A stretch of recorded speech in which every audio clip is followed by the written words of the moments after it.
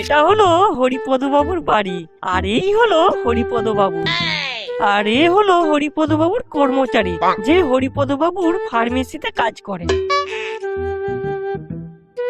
আরে তুমি এই সময় কি ব্যাপার, কিছু বলবে নাকি?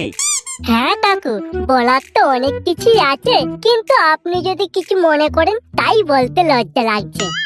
আরে এতে লজ্জার কি আছে, তুমি আমায় নির্ভয়ে বলতে পারো। না মানে আমি আর আপনার কাছে কি চাইতে পারি বলুন? এমনিতে আপনি আমাকে অনেক কিছু দিয়েছেন, আজ আপনি না থাকলে আমি আজ এই জায়গায় আসতে পারতাম না। একটা বেকার ছেলেকে আপনি আপনার দোকানে কাজ দিয়েছেন, থাকার জন্য বাড়ি দিয়েছেন, এর থেকে আর কি চাই বলুন? না না, তবুও তুমি আমাকে বলো, ও আমি কিছু মনে করবো না। কাকু, আমি না একটা মেয়েকে খুব ভালোবাসি। এটা তো বেশ ভালো কথা, তাকে বিয়ে করে নিচ্ছে না কেন? আজকাল এমনিতে মেয়ের অনেক অভাব, বেশি দেরি করে ফেললে মেয়ের বাবা আবার অন্যজনের সঙ্গে বিয়ে দিয়ে দেবে, তখন কিন্তু আর কিছু করার থাকবে না। তাই মেয়ের বাবাকে এক্ষুনি গিয়ে বিয়ের কথা বলে দাও, বুঝলে? মেয়ের বাবাকে আমাদের বিয়ের সম্পর্কের কথা বললে মেনে নেবে না কাকু, উল্টে মেয়ের অন্য জায়গায় বিয়ে দিয়ে দেবে। এতে মেনে না নেওয়ার কি আছে? তুমি তো মাসে ভালোই ইনকাম করো, আমার ফার্মেসিতে তুমি কাজ করো, তোমার নিজস্ব বাড়ি আছে, আর কি চাই? বাড়িটা তো আপনি দিয়েছেন কাকু। আমি দিলেও বাড়িটা তো তোমার নামে আছে, আর বেশি বাড়াবাড়ি হলে মেয়েটাকে নিয়ে পালিয়ে যাবে, দরকার পড়ে আমি তোমাদেরকে সাহায্য করব।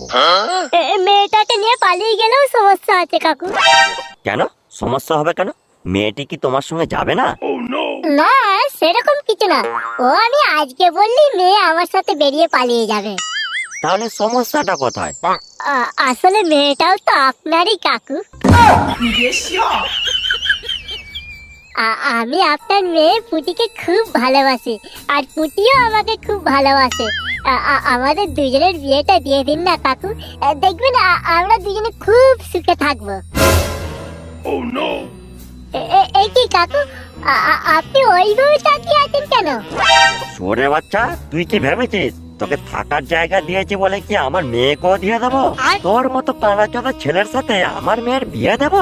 তুই ভাবলি কি করে? কিন্তু কাকু আমি তো খুব ভালো ছেলে বলুন, আপনার দোকানে সমস্ত কাজ করি। দোকানের সমস্ত কাজ করিস, বাল ছিড়িস। শালা বামুন হয়ে চাঁদে হাত দেওয়ার স্বপ্ন দেখিস, রাস্তা থেকে তুলে এনে আমার দোকানে কাজ দিয়েছিলাম বলে আজ বেঁচে আছিস রে হারামজাদা, না হলে কবি না খেতে পেয়ে মারা যেতিস। দিয়েছেন তো একটা কন্ডমের দোকানের কাজ, আবার কথা বলছেন। ওরে বাচ্চা, ওটা কন্ডমের দোকান না, ওটা ফার্মেসি। ওই একই হলো, কোনোদিন তো লাউড়া ঔষধ বিক্রি করতে দেখলাম না, খালি বিক্রি হয় স্ট্রবেরি আর ম্যানফোর্ড। বেরিয়ে যাস ওরে বাচ্চা আমার ঘর থেকে, আজ আমার জন্য তুই এই জায়গায় পৌঁছেছিস, আমি না থাকলে তুই না খেতে পেয়ে মরে যেতিস রে হারামজাদা। দূর হ বলছি আমার চোখের সামনে থেকে, জীবনেও এ মুখ হবি না আর। হ্যালো বন্ধুরা, আজ আমি তোমাদেরকে একটি অ্যাপ্লিকেশনের কথা বলবো যেখানে অনেক ধরনের গেমস যেমন underbar, aviator, crash x, jet x ইত্যাদি গেমস, যেগুলি খেলে তোমরা অনেক কিছু করতে পারবে এবং অনেক ধরনের প্রাইজও জিততে পারবে। মোস্ট বিট হলো ইন্ডিয়ার একটি বিশ্বস্ত পপুলার প্ল্যাটফর্ম যেটা ইন্টারন্যাশনাল লাইসেন্স প্রাপ্ত এবং মোস্ট বিটকে অ্যান্ড্রয়েড বিশ্বাস করে। এখানে 5 মিলিয়নেরও বেশি অ্যাক্টিভ ইউজার আছে এবং তারা ডেইলি প্রাইজ জেতে। এছাড়াও 24x7 কাস্টমার সাপোর্টও অ্যাভেলেবেল আছে। তুমি যদি একজন স্পোর্ট ফ্যান হও তাহলে এই প্ল্যাটফর্ম তোমার জন্য। তাহলে দেরি কিসের, কমেন্টে পিন করা লিংক থেকে ডাউনলোড করে রেজিস্টার করো, আর আমার প্রোমো কোড ইউজ করলে 34,000 এরও বেশি ওয়েলকাম বোনাস আর 250 ফ্রি স্পিন পেয়ে যাবে। এখানে তোমরা ইউপিআই এর মাধ্যমে খুব সহজেই ডিপোজিট করতে পারবে এবং 15 to 20 মিনিটের মধ্যে উইথড্র করে নিতে পারবে। তাড়াতাড়ি যাও, ডাউনলোড করো মোস্ট বেট।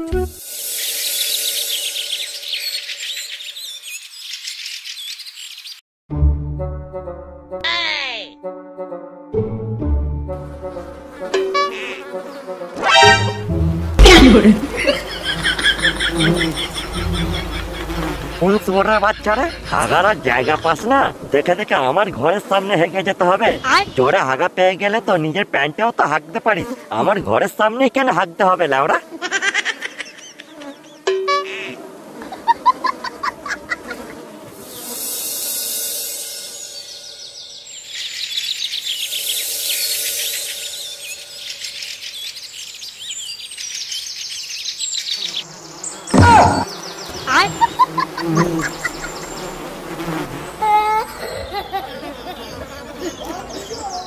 শালা আজকেও হেগে গেছে। এবারে নিশ্চয়ই কোনো শুয়োরের বাচ্চার কাজ, ইচ্ছা করে আমার ঘরের সামনে হেগে গেছে। আর এইভাবে প্রতিদিন হরিপদ বাবুর বাড়ির সামনে কে যেন হেগে দিয়ে চলে যায়। বাড়া বাড়া বালের গুকে আজকে কেরোসিন তেল ঢেলে পুড়িয়ে ছাই করে ফেলবো ওরা। আমার ঘরের সামনে হেগে যাওয়া। গিন্নি গিন্নি কেরোসিন তেলটা নিয়ে আসো তো, আজকে ওরা সব পুড়িয়ে ছাই করে ফেলবো ওরা। কি পুড়িয়ে ছাই করবে গো তুমি? তুমি এখনো পর্যন্ত দেখোনি আমাদের ঘরের সামনে কেউ ইচ্ছা করে হেগে দিয়ে গেছে। ও তাহলে এই ব্যাপার, অত কালো হেগে দিয়ে যায়। কালু হেগে যায় মানে? কালুটা কে? আরে টাবলুতে ঘরে কুকুরটা গো, ওই তো প্রতিদিন হেগে দিয়ে যায়। না না, এটা কখনই কুকুরে হাগা হতে পারে না, পুরো মানুষের হাগা। শালা মাছি ভ্যান ভ্যান করে উঠছে, বন্ধে টেকা যাচ্ছে না। কুকুরে হাগা হলে খানিকটা কালো হতো, আর এ লাউড়া টাটকা হলুদের মতো লাগছে। মানুষের গু ছাড়া অন্য কারো গু হতেই পারে না লাউড়া। দেখো কারোর হয়তো জোর পায়খানা পেয়েছিল, তাই হেগে দিয়ে পালিয়ে গেছে।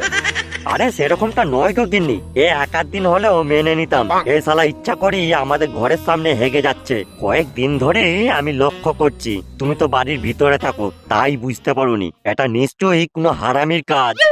তাহলে কি হবে গো? দুদিন পর তো তাহলে গন্ধে ঘরে টেকা যাবে না। আমিও তাই ভাবছি। তার আগে আমাকে জানতে হবে কে শালা আমাদের ঘরের সামনে হেগে যায়। গিন্নি আজ আমি ছাদ থেকে নজর রাখবো, আর তুমি বাইরের আলোটা জেলে রাখবে। লাউড়া একবার যদি ধরতে পারি না, ওদের মারা আমরা একটি বোম গুঁজে দেবো।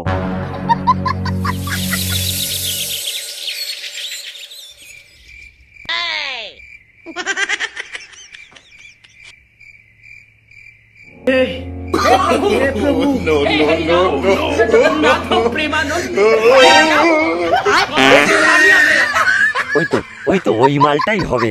লাউড়া শুয়োরের বাচ্চাকে আজ হাতে নাতে ধরবো। তাড়াতাড়ি নিচে যাই।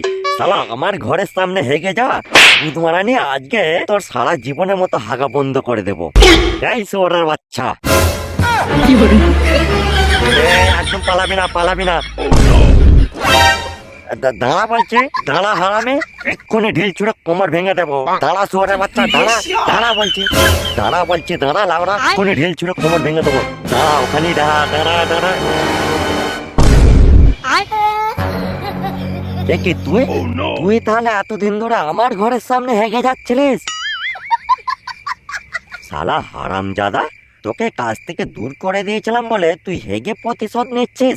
আমার মেয়ের সাথে তোর বিয়ে দিনে বলে এইভাবে প্রতিদিন আমার ঘরের সামনে হেগে যাচ্ছিলিস।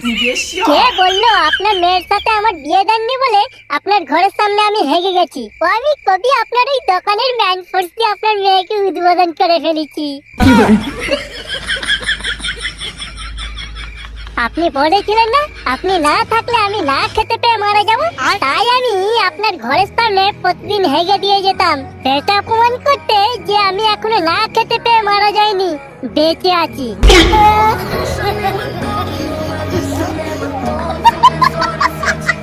শালা হারামি শুয়োরের বাচ্চা, তোকে আমি পুলিশে দেবো।